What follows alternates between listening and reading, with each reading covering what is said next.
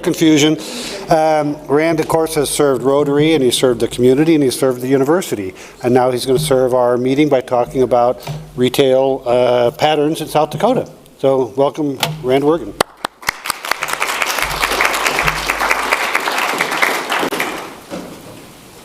It's going to take me a few moments to get up there. Hey, I got my slides up there too. You know, times like this, I wish there were railing. I am 30-some days post total knee replacement surgery, so you have to forgive me for my speed. I don't have any. I am 9 days post narcotics. My last narcotic dosage was last Monday, a week ago Monday. And I know that several of you were hoping that I would come fully intoxicated on the narcotics, and I'm sorry to disappoint you. On the other hand, I note that there are two esteemed economists in the room, and you guys intimidate the hell out of me. So I want you guys to be quiet for a little while. Is that fair? I just missed almost all the tax questions. So whatever. So this is a presentation that I have made to this esteemed body on several occasions. This is a little bit a body of research that I picked up when I came to the University of South Dakota a few years ago. And it actually sources with some guy named Ralph Brown. You might have met him. He sits over here to your left. And we've picked this up, and we've done some, what? I did all this 50-some years ago. On a slide rule. Master's thesis. Advocates. Yeah. So I'm really glad that Tim Shorn's not here, because there's going to be a lot of numbers. And I just don't want to see him have his eyes glassed over. So you can tell him I said that. But retail pull is an interesting, and it's a fairly simple mathematical model to look at the retail strength of a community. And what it does is it investigates how much money is imported, if you will, or exported out of your community. So a retail pull, and I'll have this on the slide, a retail pull of 1.0 is a balance. That means that everybody in your community is spending their dollars in that community. A retail pull of less than 1.0 means that people are spending their money in other communities. And a retail pull greater than 1.0 means you're importing money. People are coming into your community to spend. So if you think of a tourist town like Custer, South Dakota, a very big tourist town, it's going to naturally have a larger retail pull because of all the tourism that comes from within the state and even out-of-state visitors. And so this is kind of a nice tool for us to use as we're thinking about how we want to do economic development. What are some of the strengths of our retail facets of our community? Now this slide is a little bit deceptive because this is actual dollars, not inflation adjusted dollars. Forgive me, sir. But what we're going to see here, and what I think this makes this presentation unique is this is 2022 data, by the way. And I'm looking at the 10 years prior. And this is the first set of data where we get a really clear view of what's going on post-pandemic. The 2023 retail data is published. I don't have that, so I haven't included that in this analysis. And the 2023 population information is not published, and so that's why I don't have your 2023 data. You're saying, hey, this is obsolete. Well, yeah, you're right, but it's the best I can do, so be quiet. But you can see there's a big spike. Now, okay, so inflation's covering some of that spike, but you see, we're spending money. We're pretty good at spending money here in South Dakota. What is the y-axis there? So we've got your dates on the X and the billions of dollars. So you can see on the chart on your left, $25 billion, $27 billion. That's the retail sales that's reported to the state of South Dakota. One of the cool things that our government does for us is they break retail sales into these various SIC codes. This is common across the country. So 52, 53, this is the codes that we're working with within retail sales. This is what, when you have a retail sales license, you report where you would fit. And so by state, or within the state, you can see that auto dealers is our big one. So buying and selling cars is a huge portion of our retail sales economy. Miscellaneous retail, though, is the largest, and that's kind of a catch-all. And what I've kind of learned watching the data over the past handful of years, probably what 14 or 15 years of doing this, is that miscellaneous retail, when you look at that at a city level, is somewhat of an indication of a robust economy. I like to see that number fairly high. So just kind of keep those numbers in mind. You can see on the right-hand side of the slide the difference from last year. And we had a small loss in apparel and accessory stores. I don't think that's a surprise we're seeing. I think a lot of that move online. I don't have the data to prove that, but that's my intrinsic suspicion. So from there, we can take a look at the retail sales by city, and I think this is where we start to see some curious things. Again, these are in billions of dollars, and as you would expect, Sioux Falls wins. Sioux Falls has always won on this slide because Sioux Falls is the largest city in our state. They should win. And then you have Rapid City. Okay, that's nice. They are in the orange line. They should be second place. It makes sense. They're the second largest city. And then Aberdeen is the curiosity here. Aberdeen usually comes out very strong in retail sales, and you can see from 2013-14, they have a gap there. But look what Watertown has done, and if you look closely at the numbers, Watertown is now stronger in gross retail sales than Aberdeen. That is curious to me. So as we continue to look at this data, we ask ourselves, well, what if we divide the retail sales data by population to get more of an even playing field? So we're getting closer to retail pull.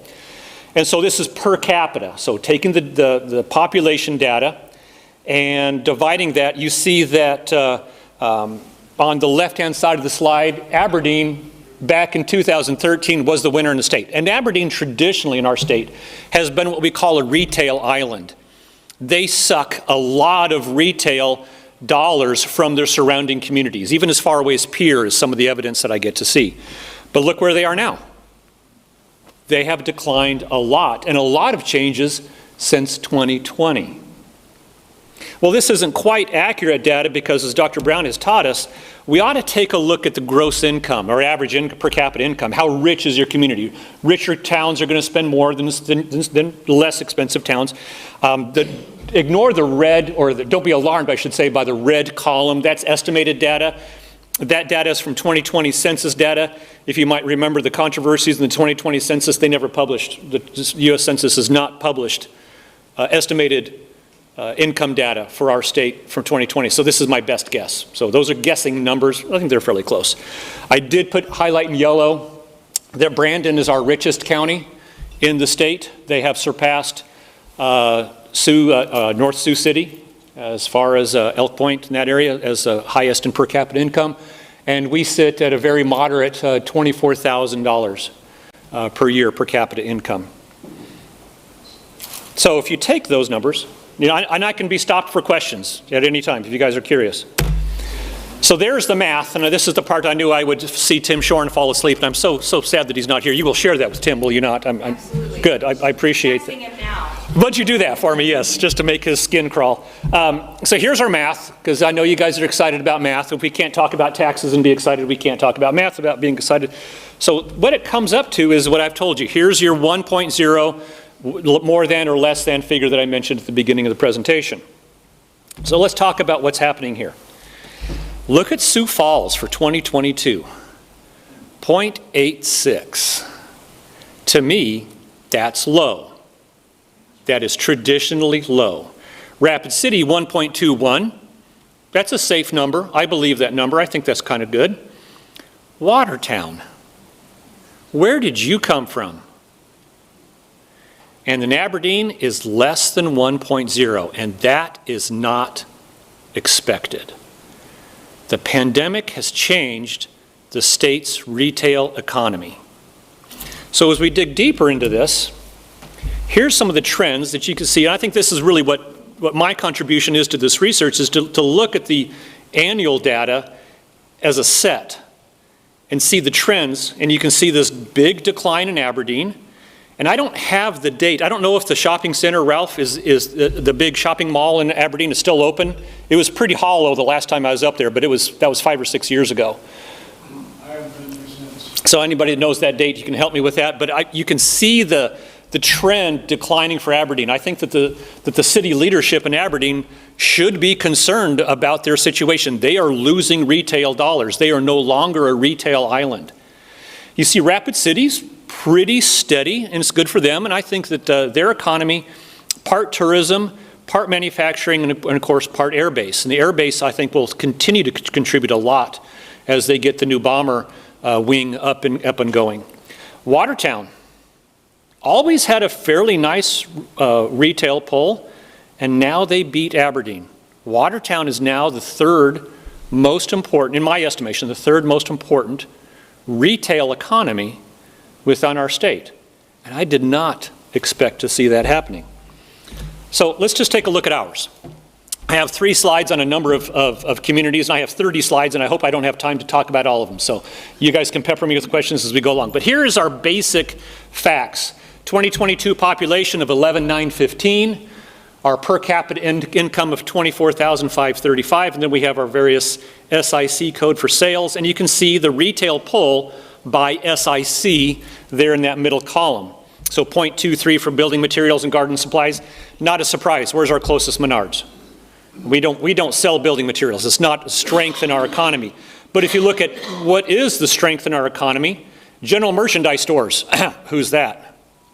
Walmart. Clearly Walmart. And you can see, and when you look at the historical data, you can see the year that Walmart moved in. I don't have a slide for that, but Walmart has been very good for the city's economy. And number 58.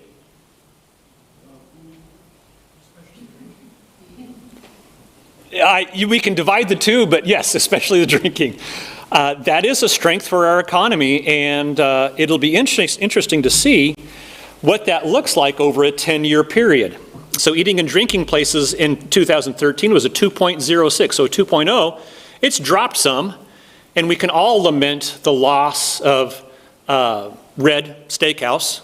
I think you can see there's some influence there. You can see the loss that we had in 2020. We dropped to 1.42. But I would think as city leadership, everything that we can do to support the tourism, if you will, the food and beverage industry in our communities is to our benefit. I think it will benefit our economy here. Questions on Vermillion? Need some decent restaurants. Yes, I don't argue that. I think there's some other facets that are important for that. I would argue that we have a very compelling downtown, but our downtown could be even more compelling for the restaurant scene. And that seems to be the focus. When I look at our economy, that seems to be the focus of our restaurant scene. I know we've got restaurants in other places, and those restaurant owners aren't happy with me and my opinions, but most people don't like me anyway, so I'm kind of used to that. But I think whatever we can do to build that downtown is going to be to our benefit in the city. Sir? My understanding, I'm having a hard time hearing all this stuff. This is a ratio of retail to local population. Money that flows into the economy versus money that flows out of our local economy on a city basis. How are students counted? Students are counted as citizens. They're part of the numbers. They're considered within the local. Yes, sir. That's the way the census counts them, and so that's the way they're counted in this analysis. Yes. How does Yankton? Yankton is fascinating. I don't think I have a slide on Yankton. Okay, so I see some of you pulling out your cameras, by the way, to take pictures of this, and thank you very much. That's very, very flattering to me. USD Red is a depository for documentations. So if you go to the USD library system, USD library, and look for Red, then type in my name, you can get the whole report. And if not, I can send Kathy, I can send you a link to it. You can spam it out to everybody if you're curious. And of course, I humbly want all of you to look it up because the numbers count for my promotion. It's in your packet. Just saying. Yankton usually hovers around 1.0. Yankton is Yankton on our southern border. Yankton and Winter always hover about 1.0 or above, a little bit over 1.0. Winter in some facets is higher than 1.0 because it's also a retail island, a much smaller retail island than Aberdeen, but it does attract a lot of business. But Yankton pulls a lot of money out of northern Nebraska. Other questions? Yes? So this isn't a question so much as a comment. Strategically, most people won't travel a long distance to go to a restaurant unless there's something else. And so I feel like strategically, the way to focus on the restaurant industry is to events. People in. It's event-based. Well, it's events, but it's also places, right? And I feel like downtown Vermillion counts as a place. Like, people like to come downtown Vermillion. Yeah. They enjoy it. It has that historical feel. I think the National Music Museum is a place. There's a sort of theory out there that in order to really frighten people, you need 10 places, right? You need 10 places, and people will start coming to your community in droves. And so an event might be a place for a weekend or, but a lot of it is figuring out reasons for people to come to your community. Well, I agree, and we have such strengths as with Prentice Park and the ball field, and then the university with the museums, and that kind of a triangle, and building that triangle is, I think, to our benefit. Other comments or questions? What does water down I'll get there. We're coming. I was just going to say, winter is interesting because I worked in childcare for a number of years before this with a lot of travel nurses, and I'm seeing a lot of additional contracts for winter specifically for these companies to pay all of these nurses to go to these really rural areas. So that's interesting that you brought that up, because it would be interesting to see that data for, like how many are there and how long those contracts are. I'm pretty keen on winter. As I've done this research for a number of years now, since I came in 2014, and there's only 2 city leaders that have called me to talk about this data. One was Aberdeen from about 10 years ago, and the other was winter. And I think they're really paying attention to this and trying to build that economy. Where's our money going then? We're at 0.68. Well, when you want to buy lumber to remodel, yeah, I'm going to Yankton, I'm going to Sioux City generally. If you're going to buy, auto dealers, we're now at 1.0. I think that's a really strong number. We've seen that increase. Apparel. Oh, I see. Never mind, I wasn't looking close enough. Yeah, see, I'm not buying clothing here. Amazon. And I don't think we're going to fight against Amazon. I don't think, picking up our apparel is going to be a strength for us. But eating and drinking places, event-based, I think that's an interesting place to play. Now, this chart you've kind of seen before, except for the second to the right column where it says trade area capture. That number is a population number. So if you look at the eating and drinking places at 1.74 retail pull, that's equivalent to a population of 20,000. That's what that retail trade capture or trade area capture term means, is that we have the restaurants that would be equivalent to, within our state, a community of about 20,000. So it's just another way to visualize how big our footprint is as we pull in business. So there's Vermillion. Any other questions of Vermillion before I move next? I'm wondering if, since you had shown like that Sioux Falls kind of tapering off and the discussion about retail, especially apparel, I wonder if some of that is that Sioux Falls used to pull us. Sioux Falls is suffering. Yeah. Malls, and now that there's online shopping, people are not making the trip. Yeah, I think there's 2 things that you see within that, is that Harrisburg had 0 retail presence for years and years. All of a sudden, they built another grocery store in there, and they've got enough population. It's the same thing with outside of Rapid City is Box Elder. Yeah. Box Elder does that, but within the driving distance, the shopping distance of Rapid City, you got Brandon that's building up their retail presence, and so that should cause the leadership in Sioux Falls to be concerned, I think, of what they need to do. Like bedroom communities more to suburbs? Yeah, absolutely. So here's the basic data on Sioux Falls, and you can see that they do fairly well in a bunch of things. Apparel and accessory stores, look how they win. They're 1.75. They do rather well with these. And if you look at the 10-year trend data, 1.44, 1.35 to 0.86, I think they should be concerned. I think they should be looking at things. Yes? The question is that, who uses this information and data analysis what you got? And then the trends, what we see that Watertown is up, everything is declining, or Sioux Falls is kind of below par. So are they any leadership looking at this, or are they, and what would happen to Watertown, where they're strategic about building this, or just natural phenomena happen and they are in that spot? Well, And is there something to be learned from Watertown? yes. Well, I think there's a couple of things. Is leadership looking at this? I don't know who's clicking on my document on red, but I get about 10 to 15 hits a week. So somebody's looking at it, and I've done very little to publicize it. So I know some folks are looking at it. What decisions they're making, again, I haven't had very many phone calls. I've got a couple of emails, but besides Aberdeen and Winter, I've had zero other personal conversations or interviews. What they're doing about it is some of the conversations when we talked to, I'll use the Winter as an example. What can we do to make it easier to shop in Winter? So we think about, for us in a shopping environment, access is a huge issue because we all travel by car. There's no public transportation of any validity within the state, so you've got to be able to be accessed easily by car. So what are the choke points? Is there a bridge over a river? For example, you have that in certain suburbs of Minneapolis that are choke points. What do we have to get traffic into the shopping centers?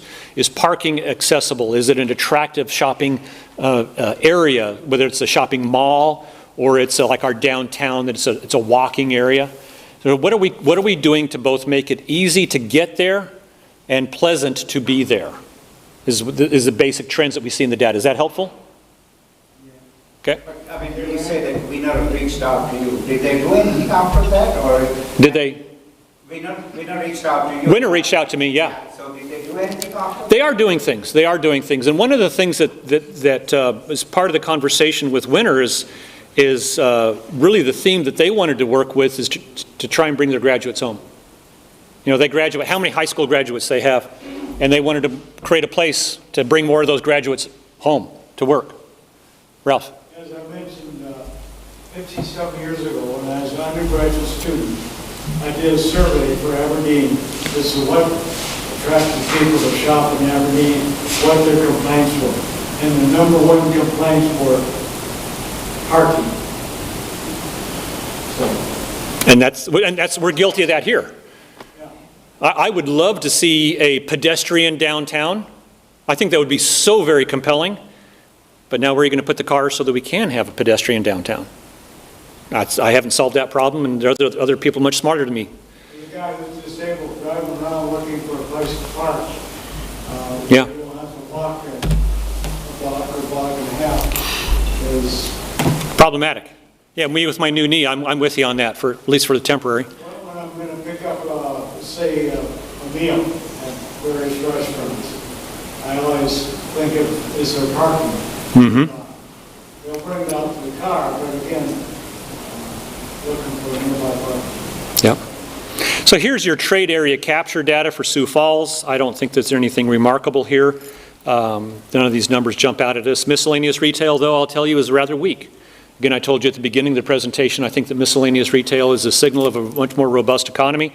Miscellaneous retail has not been as strong as it's been in the past for Sioux Falls. Rapid City looks nice.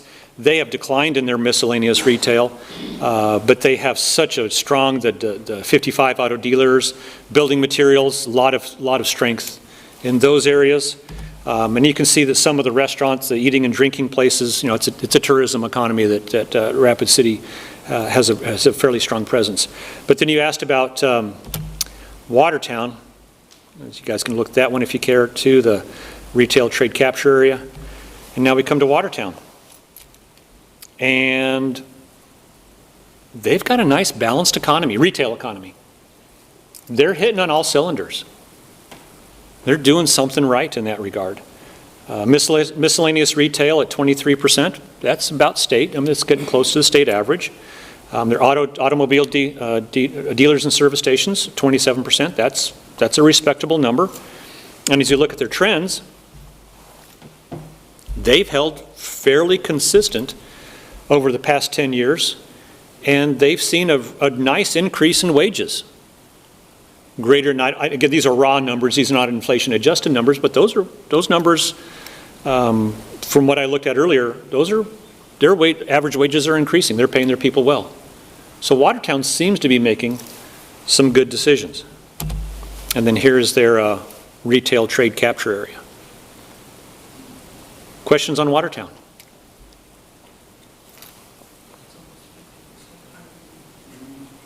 Yeah, yeah. Arvid? I noticed speaking of Watertown, on Facebook, I see a lot of car advertisements for the dealerships in Watertown. People willing to travel to get a good deal on a car. Yeah. Yeah. Next I have, who do I have next? I don't know who I have. Aberdeen. Here's Aberdeen. Look at their loss in auto dealers and service stations, 3% loss. 27% of their economy still, but that's not a good sign for a retail island. Their miscellaneous is pretty strong. I think that's good for Aberdeen, the number 59 miscellaneous retail. But their apparel and accessory stores, that used to be fairly strong. It's declining. Home furnishing, furniture home furnishing stores, still fairly strong, but that's declining. And if you look at the trends,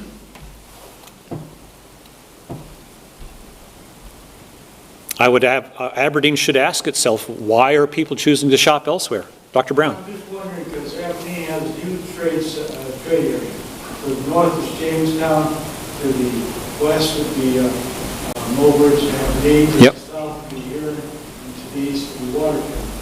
And typically they're 100 miles from many of those cities. And I'm wondering if the trade area itself is shrinking. I think so. Population. I think so, Ralph. That could be part of it. Yeah. People have opportunities to go to Pier. Even Redfield, which is what, 30 miles south? You're starting to see a little bit more growth in Redfield. Who'd have thought? Do you have numbers for Pier, or are you just right kind of? I do in that, hit the link. I do in the link. I don't know if I brought, I don't. I brought you Mitchell, if you're curious about Mitchell. And Mitchell's beauty, the beauty for if you're in retail sales in Mitchell, what's the beauty of Mitchell? Cabela's. And that also indicates interstate access. How much hunting, how much tourism money comes into Mitchell? Quite a bit. So Mitchell, I'm a big proponent for Mitchell's economy. I think they've got a lot of good things going. And you can see that they've held fairly steady and they've weathered the pandemic fairly well. Their average income, per capita income, is fairly robust. I mean, if I were to invest in a retail situation, I think that Mitchell would be a good community. So that average income, because we're a university town, is Brookings sort of similar in that regard or not? Because, not Brookings is a different world. Well, that's true, it is, right, okay. So there's your Brookings data. Okay. They have the students, they have the manufacturing, they're on the interstate. Their retail pull, they've always been a little bit higher than Vermillion, but now they're at 0.97. They got a lot going for them. And people in the old days, when I started doing this data, you could clearly see that people in Brookings were willing to travel south to Sioux Falls to do their shopping. The data now suggests that they don't have to. Just a comment, I haven't kept up with this. And Aberdeen used to be third in population, third largest city. Still is. Okay, Brookings must be getting close. Brookings is, they're at 23,000. Aberdeen at 28,000.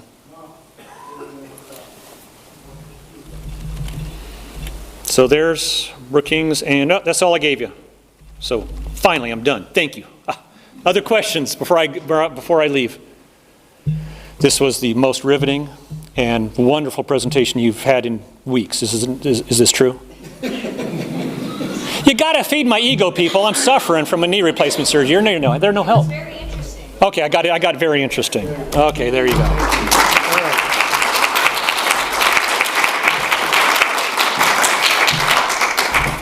That was very interesting. I think you're going to get a lot of hits on that red location. We will send out that link because there's some powerful information in there.